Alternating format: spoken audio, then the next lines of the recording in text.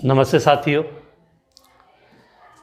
आज की online class में अपना जो चैप्टर था वो चैप्टर नंबर 8 रेडॉक्स रिएक्शन, उसमें जो आज का जो अपना टॉपिक रहेगा उसका नाम है विद्युत रासायनिक सेल।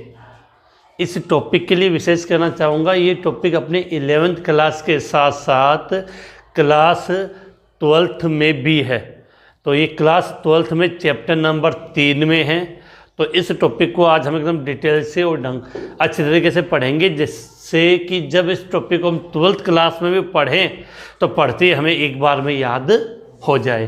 टॉपिक का नाम क्या है, फिर से रिपीट कर रहा हूँ, विद्युत रासायनिक सेल। तो स्टार्ट करते हैं हम बिना टाइम खराब किए हुए कि टॉपिक का मैंने नाम लिखा है विद्युत रासायनिक सेल। क्या लिखा है? विद्युत रासायनिक सेल। तो नाम मैंने लिखा है विद्युत रासायनिक सेल। तो बेटा आपने सेल तो आप सब जानते होंगे। तो यहाँ इस सेल की जब हम बात करते हैं तो एक सिंपल सा शब्द बताऊं कि इस सेल में होता क्या है। आपने ऊर्जा एनर्जी के बारे में पढ़ा होगा। जो ऊर्जा होती है वो अलग अलग प्रकार की होती है। एक नाम आपने सुना होगा विद्युत ऊर्जा, एक हम बोलते हैं रासायनिक ऊर्जा। तो वह युक्ति, वह उपकरण जो रासायनिक ऊर्जा को विद्युत ऊर्जा में परिवर्तित करता है उसे हम विद्युत रासायनिक सेल कहते हैं। सिंपल से डेफिनेशन है, कोई कन्फ्यूजन वाली बात नहीं है कि वह सेल या वह युक्ति या वह उपकरण जो रासायनिक ऊर्जा को विद्युत ऊर्जा में परिवर्तित करता है उसे विद्युत रासायनिक सेल कहते हैं। और इसका सबसे अच्छा एग्जाम्पल आपका डैनियल सेल, जिसको आप गैल्वेनिक सेल भी कहते हैं। और यहाँ पर आज की क्लास में हम डैनियल सेल या गैल्वेनिक सेल का पूरा सविस्तृत वर्णन करेंगे। उसकी संरचना क्या होती है और इस सेल में क्या क्या होता है वो हम सब पढ़ेंगे। तो हम यहाँ पर लिख रहा हूँ विद्युत रासायनिक सेल। तो सिंपल सा हम लिखना चाहें तो ये लिख सकते हैं कि वह सेल जो, क्या लिखा है? वह सेल जो रासायनिक ऊर्जा को, वह सेल जो रासायनिक ऊर्जा को, रासायनिक ऊर्जा को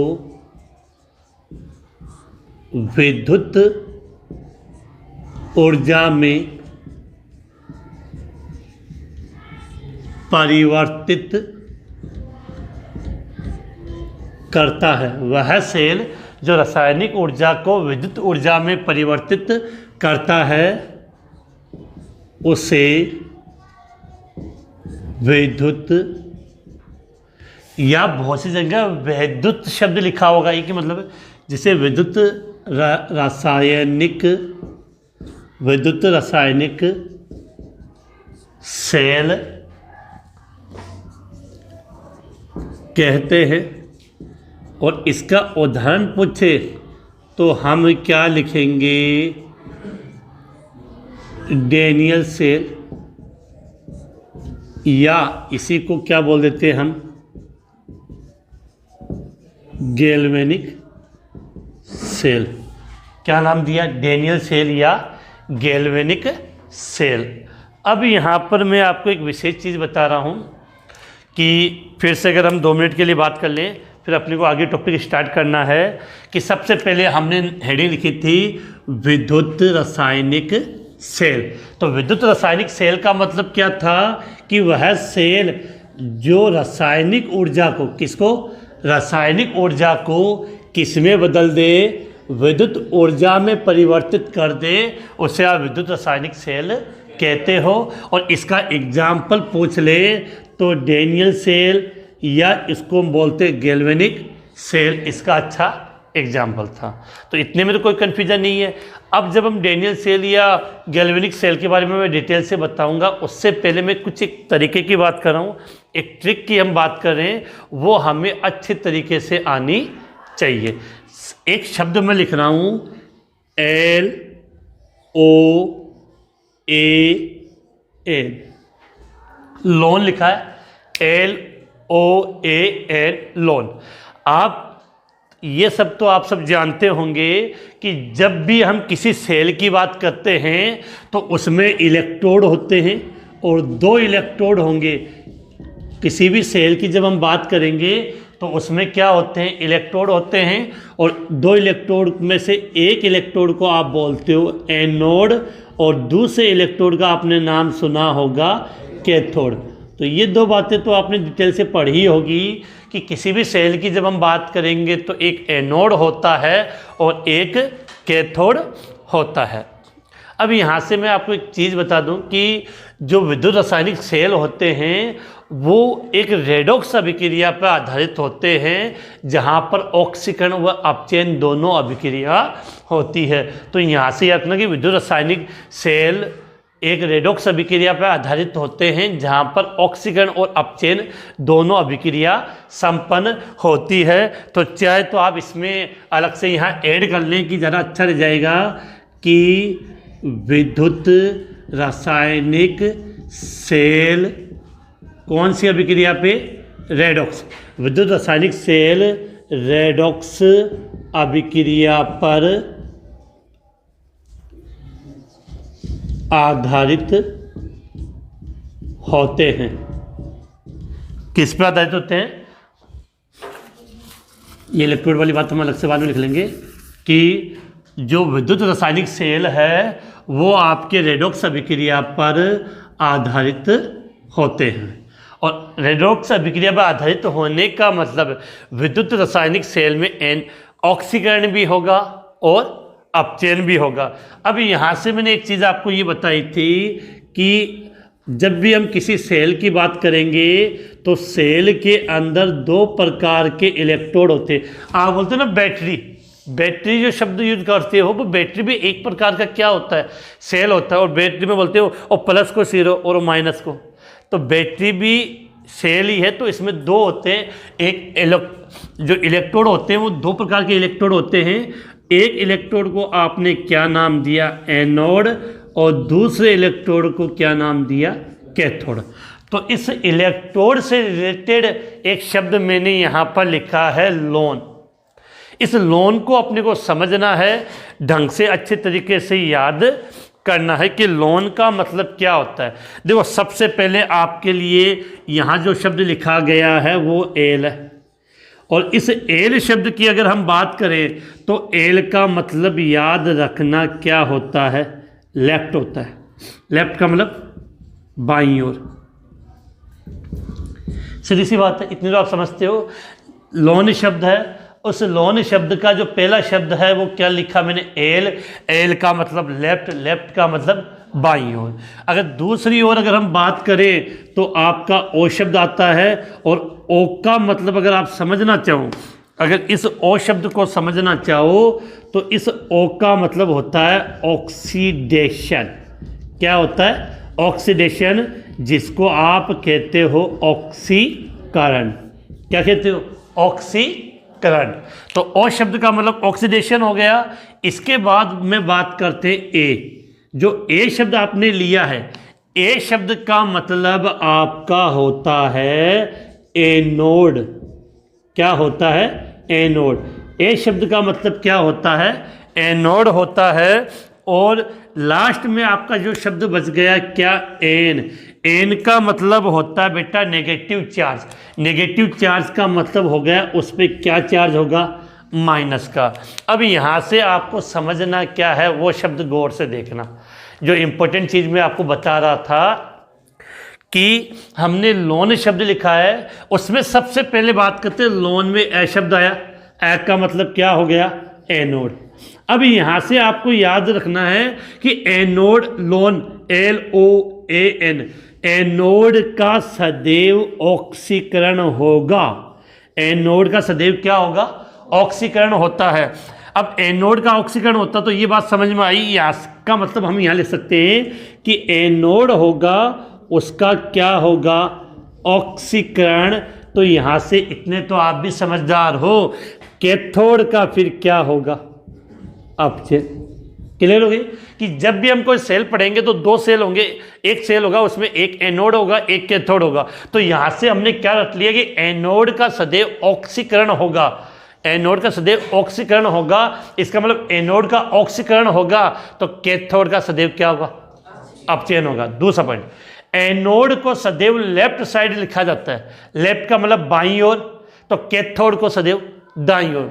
जब आप दो सेल बनाओगे तो उसमें दो इलेक्ट्रोड होंगे, एक दाईं ओर होगा एक बाईं ओर होगा। जब सपोज किया कि ये एक पात्र था, इस पात्र में ये एक इलेक्ट्रोड और ये दूसरा इलेक्ट्रोड, और दोनों इलेक्ट्रोड की कंडीशन है। तो अब सीधी सी बात है कि ये तो हो गया आपका किधर, दाईं ओर, ये हो गया बाईं ओर। तो जो बाईं ओर होगा वो सदैव क्या होगा, एनोड।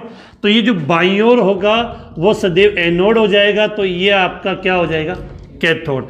तो इसका मतलब ये समझ में आता है कि एनोड होता है उसका ऑक्सीकरण होगा और उसको सदैव हम किधर लिखेंगे, बाईं ओर लिखेंगे। किधर लिखेंगे, बाईं ओर। और जो एनोड होगा विद्युत रासायनिक सेल में, ध्यान रखना जब आप 12th क्लास में पढ़ोगे तो वहां पर विद्युत रासायनिक सेल के साथ आप एक विद्युत अपघटनी सेल भी पढ़ेंगे। कौन सा सेल पढ़ेंगे, विद्युत अपघटनी सेल पढ़ेंगे। वहां पर थोड़ा सा सिस्टम अलग होगा, उसकी हम बात नहीं कर रहे, हम केवल यहाँ किसकी बात कर रहे हैं, विद्युत रासायनिक सेल।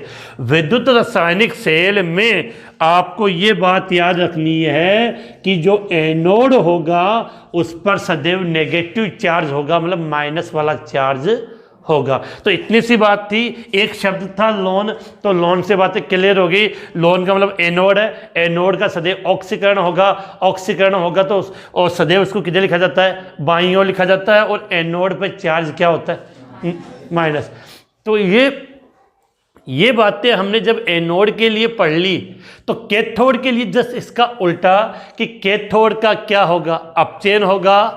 कैथोड को सदैव किधर लिखेंगे हम, दाईं ओर।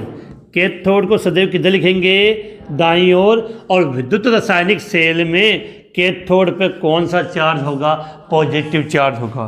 कौन सा चार्ज होगा, कैथोड पे सदैव पॉजिटिव चार्ज होगा। तो उम्मीद है कि ये शुरुआती चीज़ें आपको समझ में आई होगी कि जब हम अब यहाँ पर जब हम डेनियल सेल के बारे में या गैल्वेनिक सेल के बारे में बात करेंगे तो इन सब चीज़ों का यूज हो जाएगा, वहाँ हम इसके बारे में डिटेल से पढ़ेंगे। तो उम्मीद है ये चीज़ें समझ में आई होगी। ये ट्रिक याद रखनी है, लोन, जहाँ कन्फ्यूजन कभी आप होंगे नहीं। अब इसका जल्दी से आप स्क्रीनशॉट लें, फिर हम अपना नया टॉपिक डेनियल सेल या गैल्वेनिक सेल के बारे में बात करते हैं। तो जल्दी से स्क्रीनशॉट ले लें।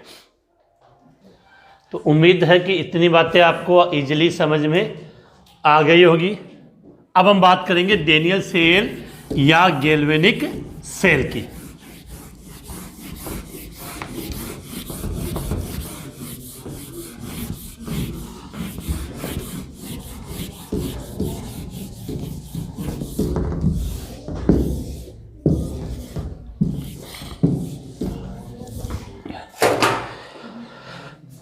तो अपना जो टॉपिक है उसमें अब हम स्टार्ट करते हैं।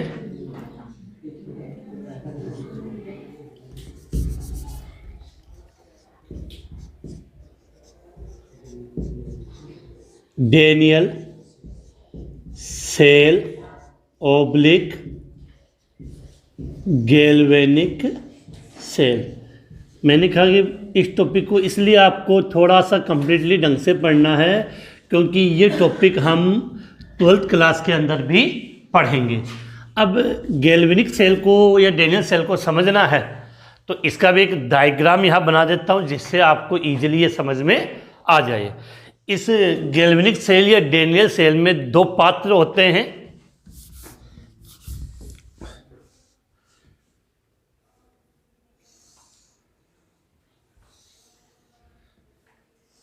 ये हमने एक पात्र बनाया,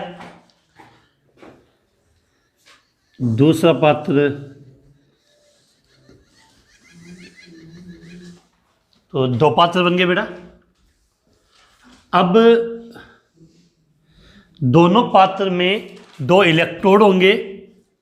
तो मान लिया कि एक इलेक्ट्रोड ये हुआ, दूसरा इलेक्ट्रोड आपका ये हुआ। 2 इलेक्ट्रोड हो गए।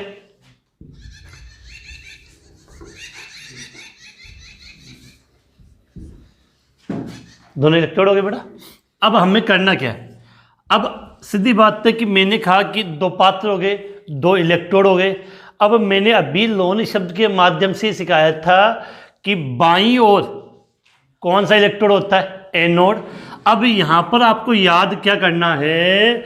डैनियल सेल में जो एनोड होता है वो किस धातु का बना होता है? जिंक धातु का बना होता है। और कैथोड होता है वो आपके कॉपर धातु का बना होता है। तो मान लिया कि ये इलेक्ट्रोड आपकी कौन सी धातु का बना है?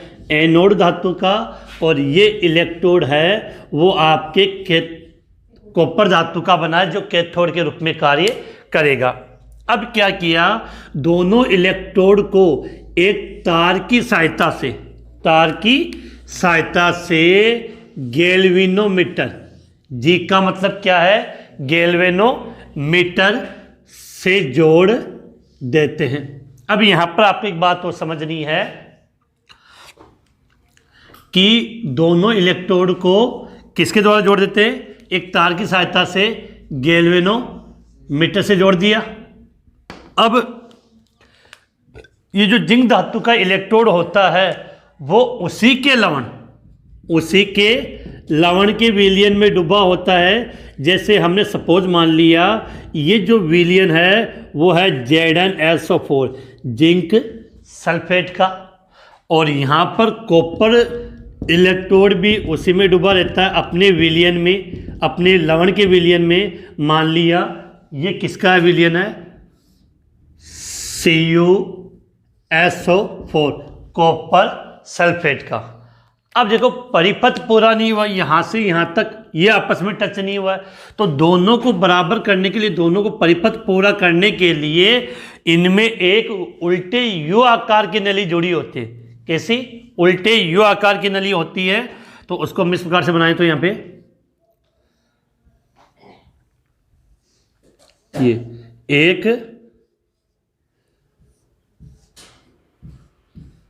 एक कैसे नली जोड़ी होती है? उल्टे यू आकार की नली जोड़ी होती है। और इस उल्टे यू आकार की नली में आपके कुछ लवण भरे होते हैं, जैसे KCl, KNO3। और इस नली को हम बोलते हैं लवण सेतु। क्या बोलते हैं? लवण सेतु। अब देखो इधर, जब भी ये, जैसे मैंने डैनियल सेल का एक सिंपल सा आरेख बनाया है। अब यहाँ से आपको क्या समझना था कि 2 इलेक्ट्रोड, अब मुझे पता नहीं है लेकिन मैंने ये बात बताई थी, लोन एनोड है वो सदैव बाईं ओर आएगा। इसका मतलब जो जिंक धातु का इलेक्ट्रोड है ये किसकी तरह कार्य करेगा? आपके एनोड के रूप में कार्य करेगा। और जो कॉपर धातु का इलेक्ट्रोड है वो किसकी तरह कार्य करेगा? कैथोड के रूप में कार्य करता है। तो ये आपके डैनियल सेल का नामांकित चित्र है। डैनियल सेल का नामांकित चित्र। अब यहाँ से मैं कुछ पॉइंट समझा दूँ, उसके बाद मुझे इसको यहाँ से मिटाना पड़ेगा।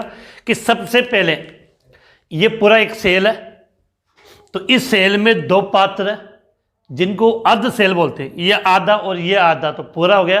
तो जब भी हम बोलेंगे कि डैनियल सेल 2 पात्र या 2 अर्ध सेल से बना होता है, जिसमें देखो जैसे मैं यहाँ बोल रहा हूँ वैसा का वैसा हम इसका वर्णन करेंगे। कि जैसे मैं यहाँ प्रेजेंट कर रहा हूँ आपको, उसी प्रकार से हमें फिर इसके बारे में लिखना। तो हम क्या बोलेंगे? डैनियल सेल में 2 अलग अलग पात्र होते हैं। इन पात्र को क्या बोलते हैं हम? अर्ध सेल। क्या बोलते हैं? अर्ध सेल। तो डेनियल सेल में दो अलग अलग पात्र होते हैं, पात्र का मतलब उपकरण, उन्हें हम अर्ध सेल कहते हैं। एक अर्ध सेल में जिंक धातु का इलेक्ट्रोड, ये इलेक्ट्रोड ही है, इलेक्ट्रोड की छड़, जिंक धातु का इलेक्ट्रोड उसी के लवण, लवण कौन सा है, ZnSO4, जिंक सल्फेट में डूबा होता है। दूसरे अर्ध सेल में कॉपर धातु का इलेक्ट्रोड उसी के लवण कॉपर सल्फेट में डूबा रहता है, और दोनों इलेक्ट्रोड को एक तार के द्वारा किससे, जी को आप फिजिक्स में पढ़ते होंगे, गैल्वेनोमीटर, किससे, गैल्वेनोमीटर से जोड़ दिया जाता है। परिपथ को पूरा करने के लिए एक उल्टे यू आकार के नली, परिपथ को पूरा करने के लिए एक उल्टे यू आकार के नली काम में लेते हैं, जिसे लवण सेतु कहते हैं। इतनी सी तो हमें केवल डेनियल सेल की संरचना के बारे में बताना है। तो उम्मीद है कि इतनी चीज़ें आपको इजीली समझ में आ गई। इसकी जो मेन पॉइंट है वो मैं यहाँ इजीली लिख रहा हूँ, जिससे आपको नोट हो जाए, नहीं तो आपको मिटाना पड़ेगा। तो इसके लिए हम क्या लिखेंगे, सबसे पहले कि डेनियल सेल में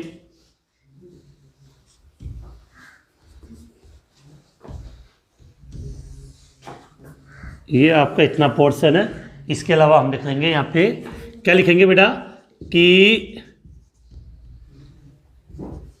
डेनियल सेल में दो अलग अलग पात्र का मतलब उपकरण, दो अलग अलग पात्र होते हैं, जिन्हें अर्ध सेल कहते हैं। क्या लिखा है, डेनियल सेल में दो अलग अलग पात्र होते हैं, जिन्हें अर्ध सेल कहते हैं। एक अर्ध सेल में जिंक धातु का इलेक्ट्रोड, एक अर्ध सेल में जिंक धातु का इलेक्ट्रोड उसी के लवण ZnSO4 में डूबा रहता है।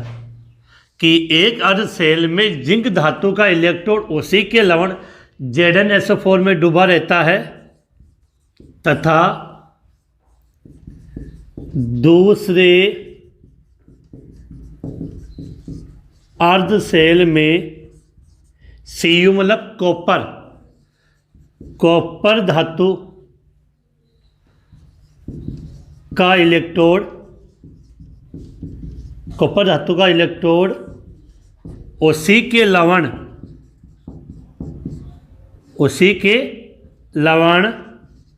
कॉपर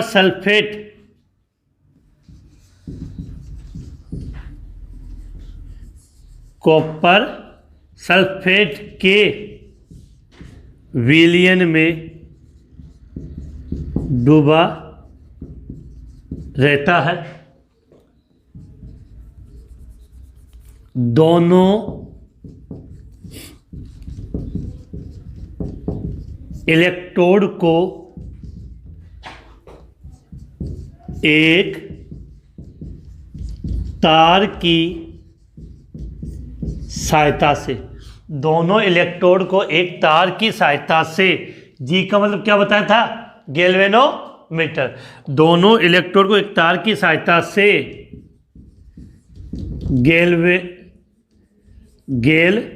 गैल्वेनोमीटर से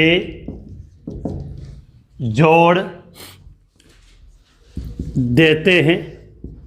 बेटा कमेंट्स में एक चीज़ पूछना चाहूँगा, आप पढ़ते होंगे तो ये बताओगे कि गैल्वेनोमीटर क्या कार्य करता है। अगर आपको आता है, नहीं तो मैं लास्ट में बताऊंगा कि गैल्वेनोमीटर का कार्य क्या होता है। अगर आप फिजिक्स पढ़ते होंगे या कहीं पर भी आपने गैल्वेनोमीटर शब्द सुनना होगा तो गैल्वेनोमीटर का कार्य क्या होता है कमेंट्स में ज़रूर बताएं। तो एक तार की सहायता से गैल्वेनोमीटर से जोड़ देते हैं तथा परिपथ को पूर्ण करने के लिए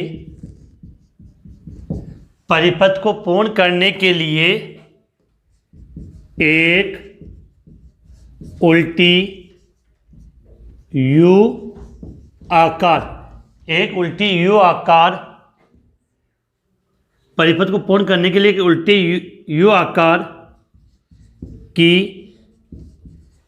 नली से दोनों अर्ध सेल को जोड़ देते हैं जिसे लवण सेतु कहते हैं। जिसे क्या नाम दिया है? जिसे हमने लवण सेतु कहते हैं। तो ये थी आपके डेनियल सेल। क्या होता है डेनियल सेल की संरचना, जो मैंने यहाँ पे लिख दिया, इतना आप इसका वर्णन कर सकते हो। अभी लवण सेतु क्या है इसके बारे में मैं अलग से आपको बताऊंगा। तो ये डेनियल सेल का डायग्राम आपके माइंड में होना चाहिए। अभी यहाँ से दो चीज़ें जो याद रखना है, ये अगर टॉपिक देखा जाए तो आपने क्या लिखा है, डेनियल सेल की संरचना। पसंद आए हो तो बेटा वीडियो को लाइक करना ना भूलें, और जो न्यू स्टूडेंट है उन्होंने अभी तक अगर चैनल को सब्सक्राइब नहीं किया है तो ज़रूर सब्सक्राइब करें और बेल वाले आइकॉन पर क्लिक करना ना भूलें। तो अब यहाँ से आपको दो बातें हो रही, ये तो समझ में आ गया कि देखो कि डेनियल सेल में एनोड किस धातु का बना होता है, जिंक धातु का।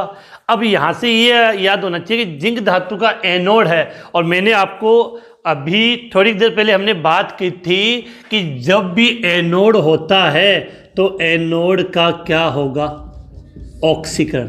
अब एनोड का ऑक्सीकरण होगा तो क्या होगा कि ये जिंक का इलेक्ट्रोड है, ऑक्सीकरण का मतलब इलेक्ट्रॉन का त्याग, पढ़ा था हमने।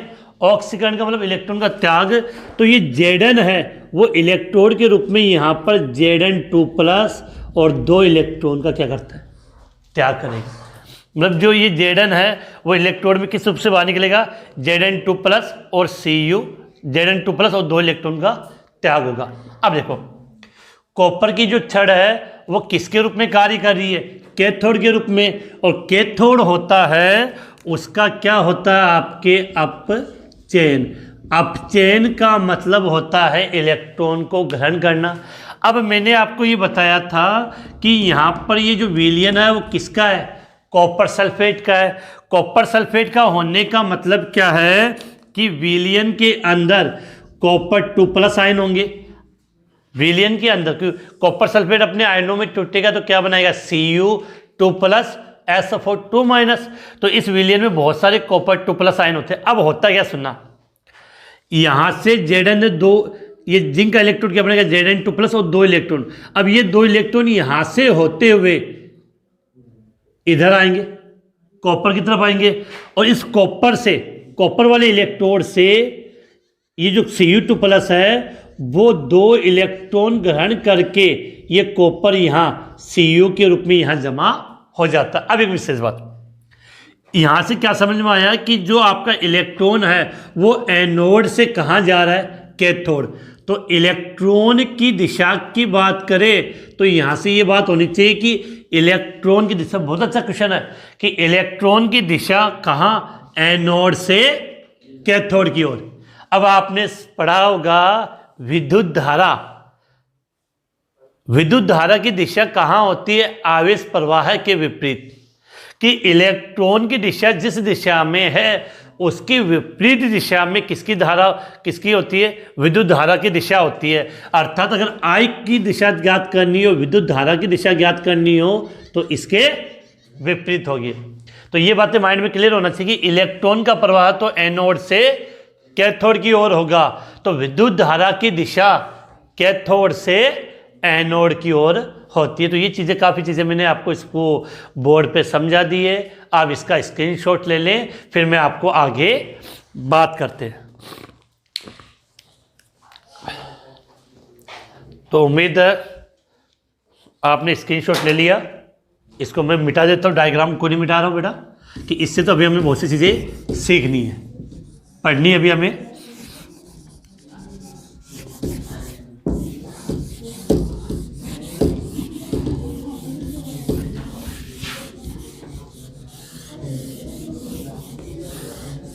अब यहाँ से मैं कुछ चीज़ें और बताऊँ आपको। ये तो था डेनियल सेल का संरचना। अब यहाँ से आपको याद करनी है डेनियल सेल की क्रियाविधि, कि डेनियल सेल कैसे कार्य करता है। तो यहाँ मैं लिख रहा हूँ कि डेनियल सेल की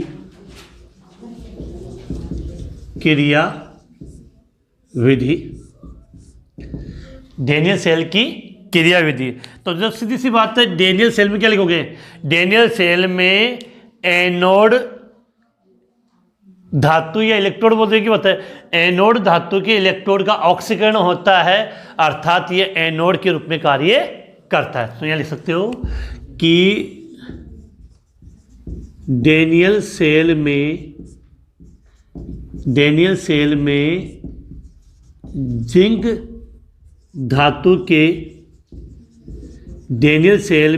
धातु के इलेक्ट्रोड का ऑक्सीकरण होता है,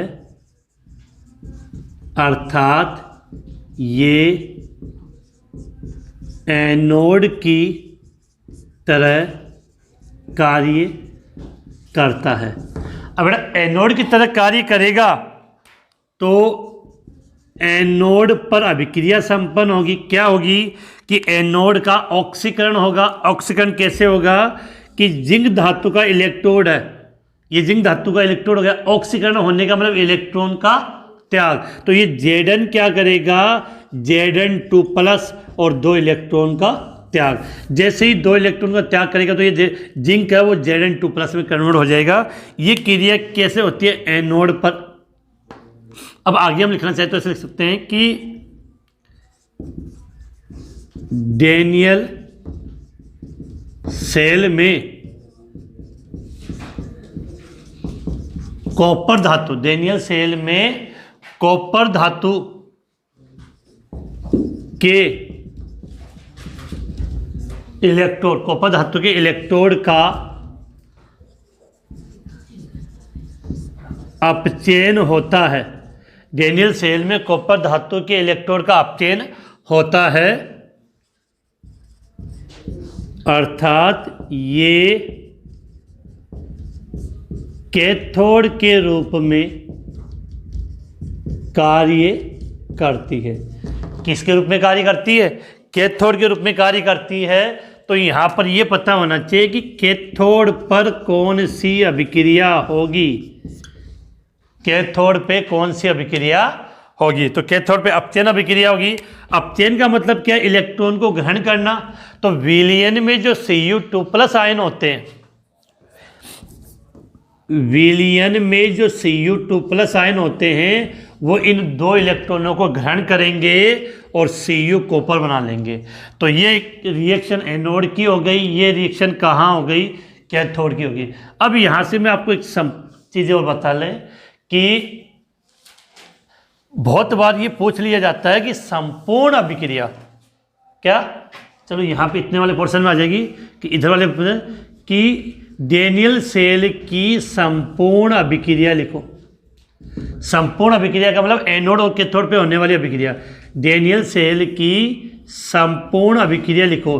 तो बेटा एनोड पर कौन सी अभिक्रिया थी वो लिख दो। Zn से क्या बन गया? Zn2+ और 2 इलेक्ट्रॉन का त्याग। कैथोड पे क्या हो गया? Cu2+ और 2 इलेक्ट्रॉन को ग्रहण किया तो Cu बन गया। अब इन दोनों रिएक्शन को क्या कर दो आप? इन दोनों रिएक्शन को आप जोड़ दो। दोनों रिएक्शन को जोड़ दो। तो जोड़ते समय याद रखना है कि विपरीत दिशा में जो आते हैं वो चीज़ें कट जाती है, तो 2 इलेक्ट्रॉन से 2 इलेक्ट्रॉन कैंसिल। तो अब देखो इधर क्या बचा, Zn और इधर हो गया Cu2 प्लस। Zn और Cu2 प्लस, उधर क्या हो जाएगा Zn2 प्लस और Cu, Zn2 प्लस और Cu। तो ये आपकी अभिक्रिया होगी। अब सुनना यहाँ पे, बहुत बार इतना बड़ा क्वेश्चन न पूछ के सीधा सा क्वेश्चन क्या आता है कि डेनियल सेल में, फिर से रिपीट कर रहा हूँ, इंपॉर्टेंट क्वेश्चन गौर कर लेना, कि डेनियल सेल में एनोड तथा कैथोड पे होने वाली अभिक्रिया लिखिए। डेनियल सेल में एनोड तथा कैथोड पे होने वाली अभिक्रिया लिखें। तो जब भी आपसे केवल एनोड पर होने वाली अभिक्रिया पूछी जाए तो हमें ये रिएक्शन लिख के आनी है यहाँ से, और कैथोड पे होने वाली अभिक्रिया पूछ ली जाए तो हमें ये लिखनी है, और ये आ जाएगी डेनियल सेल में होने वाली संपूर्ण अभिक्रिया लिखें तो ये लिखनी है। यह प्रश्न आ जाएगी डेनियल सेल का नामांकित चित्र बनाइए, तब आपको इसको बनाना है। तो उम्मीद है कि इतनी चीज़ें आपको समझ में आ गई होगी, इसमें कोई बड़ा बात नहीं है, सीधी माइंड में क्लियर होनी चाहिए। डेनियल सेल में एनोड होता है वो जिंक धातु का बना होगा जिसका ऑक्सीकरण होगा, कैथोड होता है वो कॉपर धातु का बना होगा जिसका अपचयन होगा, और ये रिएक्शन। तो इसका आप स्क्रीनशॉट ले लें, उसके बाद हम आगे बात करें इसके बारे में। और तो उम्मीद है कि आपको ये इजीली समझ में आया होगा और पढ़ने में भी अच्छा लगा होगा। अगर अच्छा लगा है तो अपने जो साथी हैं उनको शेयर करना ना भूलें, और उनको कहें कि बूस्टर सर की जो क्लास है वो अटेंड करें। अब अपनी जब तक अपनी एग्ज़ाम नहीं होगी एनुअल, तब तक अपनी 11th की डेली ऑनलाइन क्लास है वो चलती रहेगी। तो इसको मिटा देता हूँ बेटा। अब यहाँ से एक टॉपिक और पढ़ेंगे। मैं पहले बता दूँ, ये जो लाइन हमने लिखी है उल्टे यू आकार की नली, इसको मैंने क्या नाम दिया था, लवण सेतु। तो गैल्वेनिक सेल में दोनों अर्ध सेल को जोड़ने के लिए एक उल्टे यू आकार की नली प्रयुक्त की जाती है जिसे लवण सेतु कहते हैं। अब इस लवण सेतु का उपयोग क्या है बेटा, एक तो इसके बिना परिपथ पूरा नहीं हुआ, परिपथ का मतलब कंटिन्यू जुड़ा हुआ होना चाहिए। अगर एक तो परिपथ को पूर्ण करती है, दूसरी तरफ कि अगर आप गौर से देखोगे तो एनोड का ऑक्सीकरण होगा, तो इसमें Zn2 प्लस की मात्रा बहुत ज़्यादा हो जाएगी, और इसमें से Cu2 प्लस इस पर जम जाएगा, तो इस पर सल्फेट SO4 माइनस की संख्या ज़्यादा आ जाएगी। तो यहाँ पर आवेश को बराबर करने के लिए इसमें निष्क्रिय लवण भरे होते हैं। तो इसके ये 2 उपयोग है। चलो ये मैं लिखवा दूंगा आपको, अभी डिटेल से हम इसके बारे में बात भी कर लें।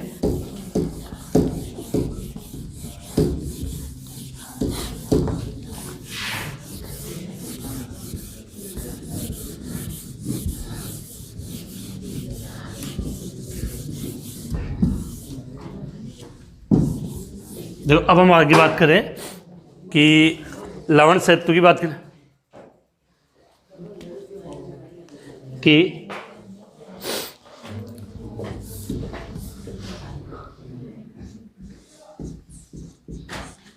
लवण